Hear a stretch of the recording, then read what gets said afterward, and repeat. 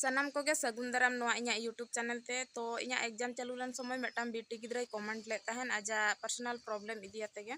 और प्रॉब्लम दो नुना सना है कि माने दिसम होर तलारा सदर बांग ओकोय हम बाको साहस आको ओना चिका ओना प्रॉब्लम अडी मारांग गया जाहो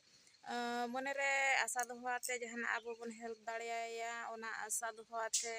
आज आबो ठने कमेंट का तहन और उन समय करना अभाव माने एग्जाम पर मा भांडान को हुयन ताले ओना चिका ओना कमेंट ना रिप्लाई बई एम दाड़िया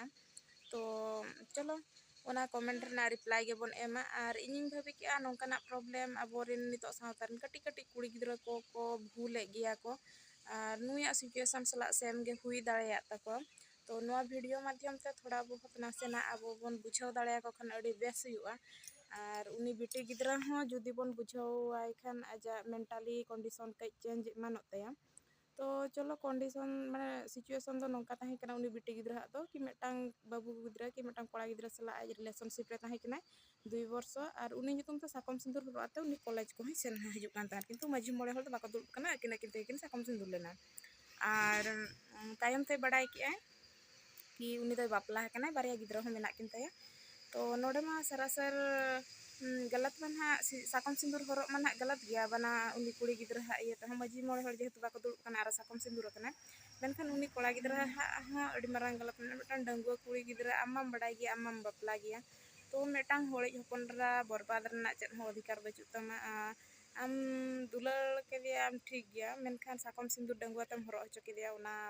बाय बुगी रेना कथाटा तो नोकान कोड़ा गिद्रा दो आको रस्के को पंजाय को कि मिन होड़ा लाइफ बर्बाद कना ओना तिस ध्यान रे बांग हेज आको तो उनी कुड़ी गिद्रा गिन मेन सेኛ इन दो जहां भूल का मोना दो एक्सेप्ट में चेदा से गलती कान गया और ओना दो तिस रह बाय सुधारोआ मेनखान आमा मेंटली कंडीशन कई ठीक दोहय में और तिस रह मिद होड़ा जीवन खन कि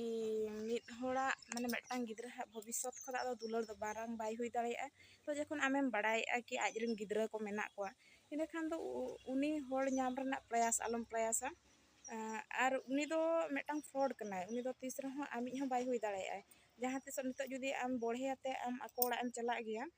और जहां तिस आमरेन गिद्रा भविष्यत ह आम बेस बाम नेल दाड़िया आम परे आर हम मिद होड़ जुदी अगुइया चेदम चिकाइया उनी आदा आदत बनाव कानते ओना दो और जतो खदा बेस्टआ चांदो बंगा पालन ओना खातिर गे नोआ आमा मेद रे जहां आंधा पुतली तोल लेना ओना दो राड़ा के मियाय कि नेल में जहां आमे दुलारे कना जीवी अलायाते और साकम सिंदूर हरक धाबी कुकमुम नेल उनी होड़ और ओकोय कनाय उनी दो आमी दो बांग कनाय तो जतो खदा बेस्टआ आम उनी खदा सहा में और आमा लाइफ रे मांग ते सेनोक रना चेष्टाय में और नोंकान फ्रॉड को दो आयमा गोटांग कुड़ी सला को रपड़ा को ओकोय कुड़ी या माने मन महत इदियाते उनका चिंता गे बचुना और उनको के जास्ती को रोड़ा को कुड़ी इदियाते चेदा से बर्बाद हा कोय को बर्बाद को और रोड़ हो उनको को रोड़ा को पटा पटा तो जतो खदा बेटी नय चांदो बंगा दयाते आम मांग रगेम बड़ाय के तो इना खान दो आम दो सहा में और मने जिनिस तो निजो चेतान रगे आम जुदीम केटेज के नोआ मने इना खान निया परे और ओकोय कोड़ा ह आम मा मेद रे आंधा पुतली तोलाते आम और बाको माने फसाव दाड़ियामा तो गुजुक कथा को आलम उयहरा जीवन दो अड़ी मारांग गया चांदो बंगा हा देन कना और इña लय दो हुयुक कना मांग रे चांदो बंगा बड़ाय हचो का मेया माने आम इदियाते आर हो चेत चो मेना गितेया प्लानिंग तो ओलोग पढ़ा रे ध्यान एम में आयो बाबा कथा उयहर में बरम जीवन भर डंगुआ ते ताहन में मेनखान गुजुक कथा दो आलम उयहरा आयो बाबा सेवा दादा किन में आमा पाप रना प्रायश्चित में एंतर हो गुजुक कथा दो आलम उयहरा और उनी कोड़ा गिद्रा दो मारांग मस्त फ्रॉड कनाय मेनतान गे ठिक ने बांखान दो आज माय बड़ाय गे ताहन से इᱧ बापला कना इरन गिद्रा पिद्रा मेना को तो नोडा दो धोकेबाज दो उनी कोड़ा कान गे तो भूल मा भूल हुई का गया भूल दो एक्सेप्ट हुई गया और इना दो सहाव दो पड़ावम गया तो मेन रना मा अड़ियन मेना और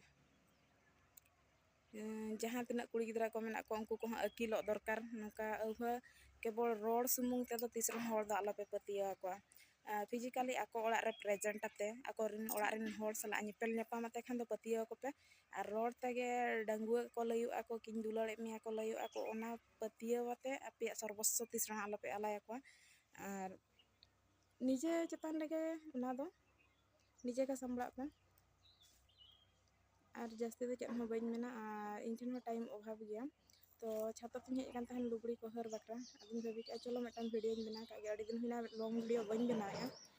तो आशा इन बेटी आम माइंड सेट चेंज आम और ऑलोग पढ़ा ध्यान एम और आम कैरियर एम बनावा।